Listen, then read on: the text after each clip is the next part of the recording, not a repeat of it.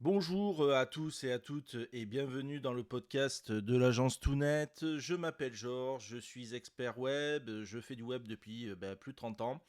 Et aujourd'hui, le sujet numérique que nous allons voir à travers plusieurs podcasts, ça va être sur la stratégie de contenu.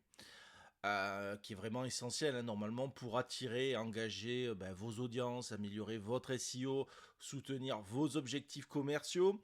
Donc dans cette première partie, nous allons voir la planification éditoriale et les calendriers de publication. Et dans les autres parties, nous verrons d'autres facettes de cette stratégie de contenu.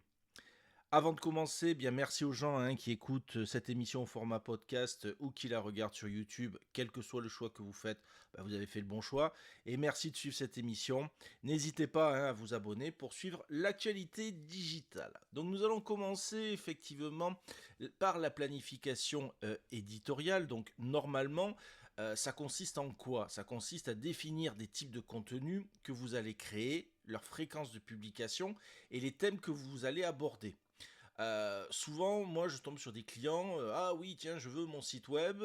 On lance le site, mais derrière, il n'y a aucune stratégie de mise à jour du contenu. Et donc, effectivement, au fur et à mesure, le site perd de la visibilité sur Google. Il n'attire pas les gens sur les réseaux sociaux. Donc voilà, alors je dis pas que ça sert à rien de ne pas faire de site web, mais effectivement ne pas alimenter un site, ne pas avoir de stratégie, ça coûte à long terme et ça peut être des pertes de prospects et de visibilité sur le marché. Et aussi, il y a les concurrents. Et aussi, l'autre gros problème que je vois très souvent, c'est ah oui, oui, on va faire du contenu, on va faire du contenu. Le problème, c'est qu'ils en font les 3 premiers mois, après, ils en font une fois tous les 6 mois. Non, il faut de la régularité.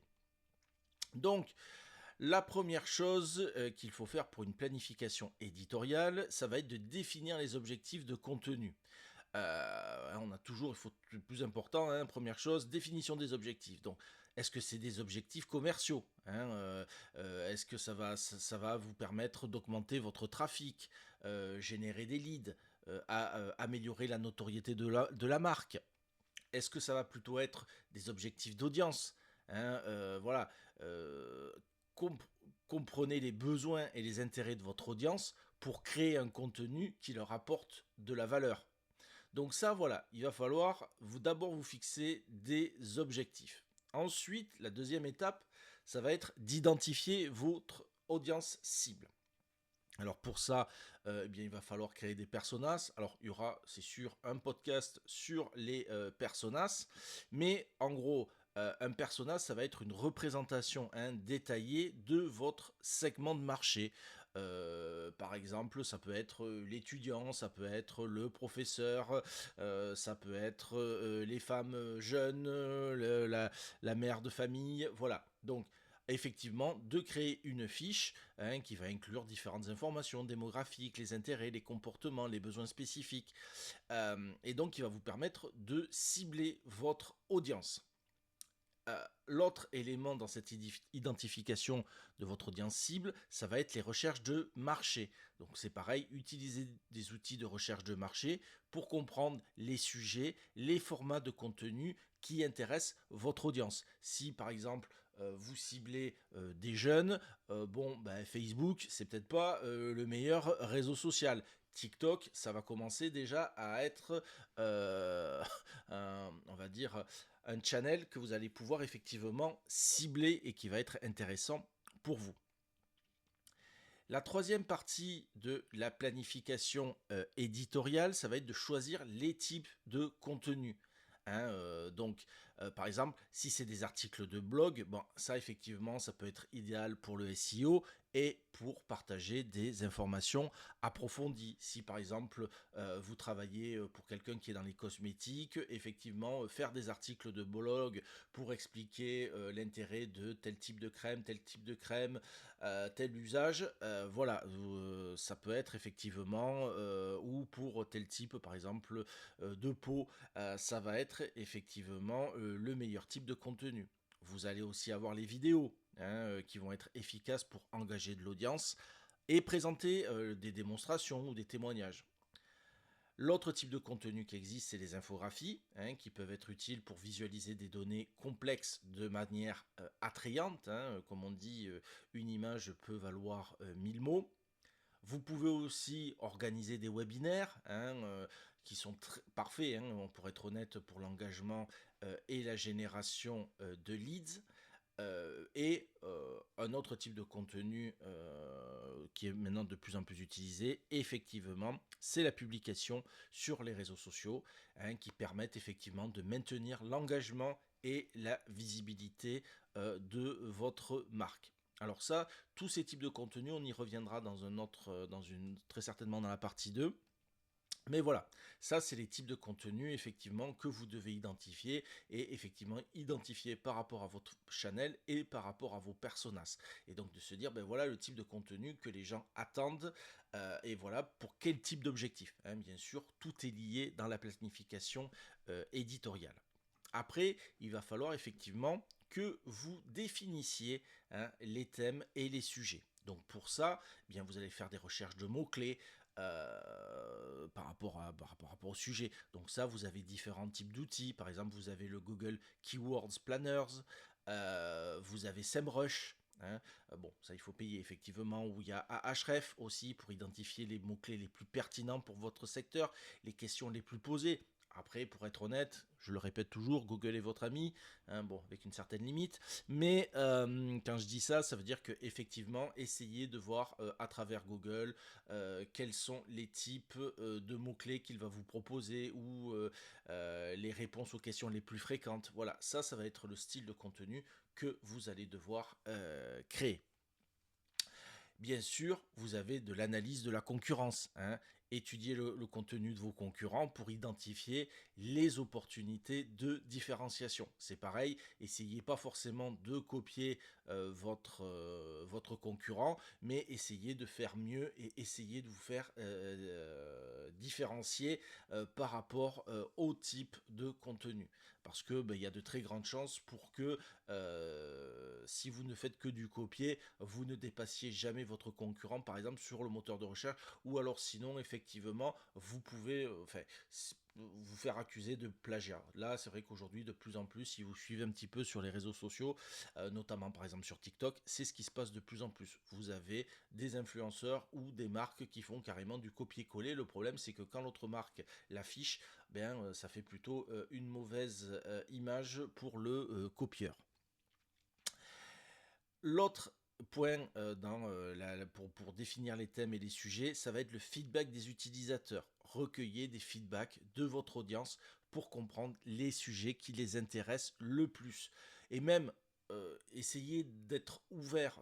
Moi, par exemple, ce que je fais, ça peut être effectivement quelqu'un qui passe ou autre, etc. Moi, c'est la théorie que j'ai appelée la théorie du con qui passe. Ça veut dire que vous avez quelqu'un qui passe effectivement autour de votre bureau ou autre, etc.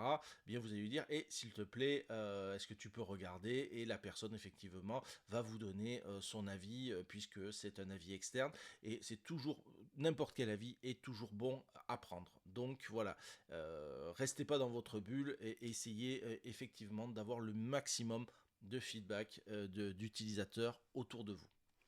Le dernier point à voir ensemble par rapport à cette planification éditoriale, ça va être établir des lignes éditoriales. Donc effectivement, au niveau du ton et du style, il va falloir que vous les définissiez pour votre contenu, pour assurer effectivement la cohérence et l'alignement avec votre marque.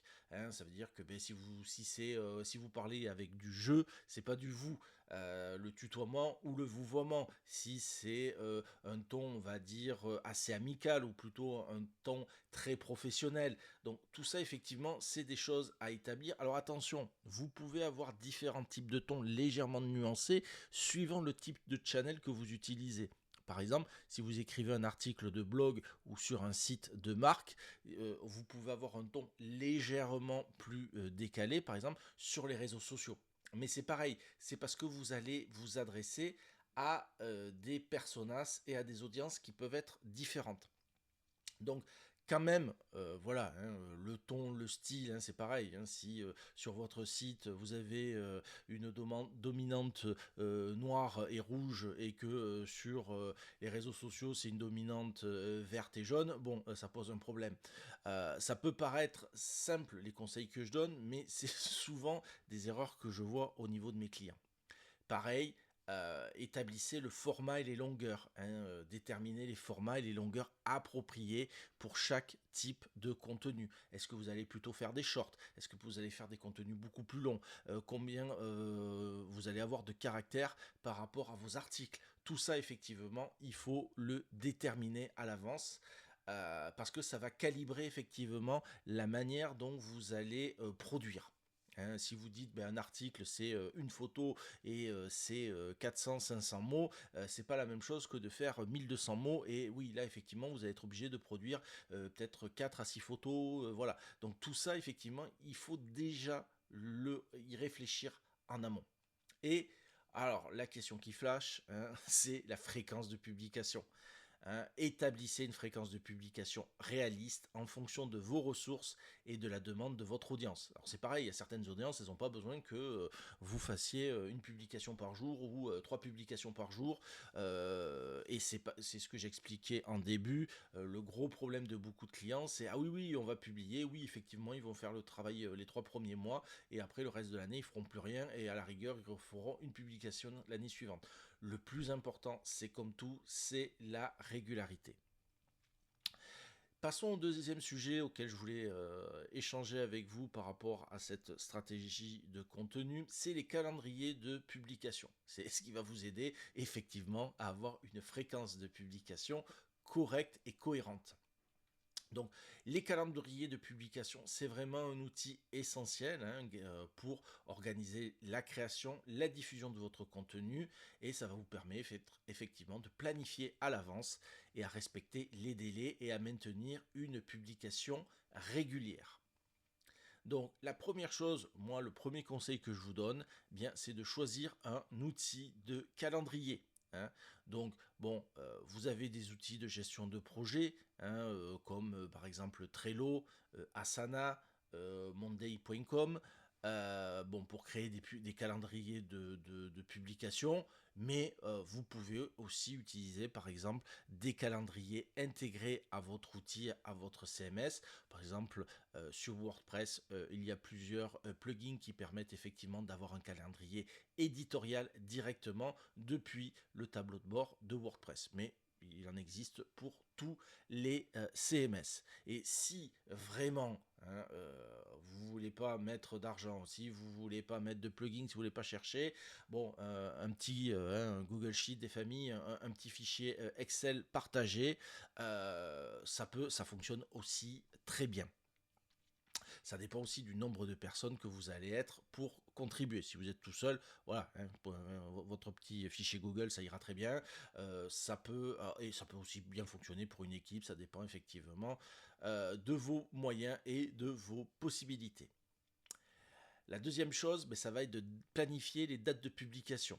Donc pour ça, il va falloir que vous identifiez d'abord les dates clés. Identifiez les dates clés pour votre secteur ou votre entreprise.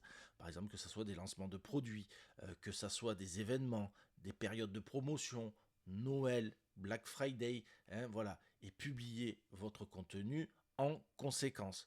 Voilà, donc c'est vrai qu'il y a des moments, pour certaines périodes, ben, vous allez devoir produire peut-être plus de contenu et peut-être moins. Donc tout ça, ça se prépare à l'avance, hein, c'est pas une semaine ou un jour avant où oh là tiens il va falloir qu'on communique sur les promotions. Non, hein, ça ne marche pas comme ça. Donc voilà, ça déjà vous allez effectivement identifier les points forts, les points clés dans votre calendrier. Et j'en reviens toujours, je remets une couche, mais je le répète, c'est très important, c'est la régularité. Hein. Assurez-vous du maintien d'une régularité dans vos publications pour habituer votre audience à un rythme de publication.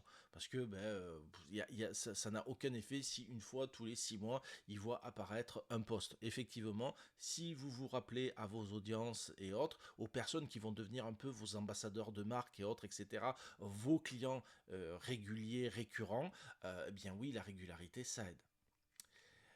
La troisième partie de ce calendrier de publication, ça va être d'assigner des tâches, hein. Donc, bon, si vous êtes tout seul, ben, vous avez tous les rôles et toutes les responsabilités. Mais si vous êtes plusieurs, ben, il faut que vous définissiez clairement qui est le responsable de la création, de la révision et de la publication de chaque contenu. Donc, si vous devez mettre un workflow, hein, un système de validation pour dire, ben, toi, tu écris, moi, je vérifie et hop, moi, je publie et autres, etc. Et c'est pareil, pour chacun des rôles et responsabilités, mettez les délais, hein. Et il faut mettre des délais pour chaque étape de processus de création de contenu pour assurer que tout est prêt à temps. C'est voilà, la personne qui va valider, vous n'allez pas lui dire 1 heure avant publication, ah mais tiens, ça y est, tu peux valider, c'est bon, enfin tu peux aller vérifier, checker et publier. Ça marche pas comme ça. Il faut laisser des délais raisonnables pour chacune des personnes et je peux vous assurer que ça évite les tensions entre les personnes sur justement ce calendrier de publication. Donc c'est pareil, ça peut être pour certaines personnes qui vont écrire, se dégager une plage de temps pour pouvoir écrire, rédiger, une autre pour avoir la plage de temps pour valider. Voilà, et après on peut facilement programmer les articles sur les différents supports. Après, il va falloir suivre et ajuster. C'est pareil, hein, on y revient toujours, mais il faut faire de l'analyse des performances. C'est bien beau de publier, mais est-ce que ça fonctionne? Est-ce qu'il y a des gens qui viennent consommer mon contenu et comment ils viennent le consommer? Donc pour ça, eh bien, utilisez des outils d'analyse pour suivre les performances de votre contenu et ajuster votre stratégie en fonction des résultats. Il n'y a pas une stratégie... alors, vous allez avoir une stratégie, oui, globale, mais il va falloir l'ajuster en permanence. Donc voilà, utiliser un outil comme Google Analytics par exemple, ou les outils d'analyse que l'on peut mettre à votre disposition suivant la plateforme et le réseau. Voilà, pensez à travailler avec ces outils-là. Pareil, le feedback et les améliorations continuent. Recueillez des feedbacks réguliers de votre équipe, de vos audiences. Pensez à mettre par exemple des petits formulaires sur votre site de temps en temps pour améliorer effectivement votre processus de création et de contenu. Voilà. Donc ça fait partie des choses très importantes. Et voilà, ça normalement, ça doit être votre calendrier de publication. Alors, un truc tout simple, hein, un calendrier de publication, comme je vous disais, vous pouvez prendre effectivement, si vous n'avez pas des outils comme Trello, un outil comme Google. Vous allez avoir 5 colonnes, une colonne date, une colonne avec le type de contenu, est-ce que c'est un article de blog, vidéo, infographie, enfin voilà, le sujet, hein, le titre du sujet, le responsable, hein, le ou les responsables, si vous en avez plusieurs, l'étape à laquelle ils sont, et après avoir une colonne statut, hein. Est-ce que c'est en cours, en planifié, en attente, publié? Voilà, ça va être toutes ces choses-là, et après effectivement d'avoir des réunions de suivi avec les rédacteurs, avec les personnes qui valident et avec les personnes qui suivent les analytics. Après, comme je le disais, ça peut être tout à fait réalisable par une personne seule. Même il y a des fois, c'est peut-être un peu plus simple. Voilà. Donc sur cette partie, effectivement, nous avons vu la planification éditoriale et le calendrier de publication. J'espère effectivement que ce podcast vous a plu. J'espère que vous suivrez effectivement la partie 2. Merci si vous mettez un pouce ou un commentaire pour continuer à échanger sur le sujet. Et je vous dis à bientôt.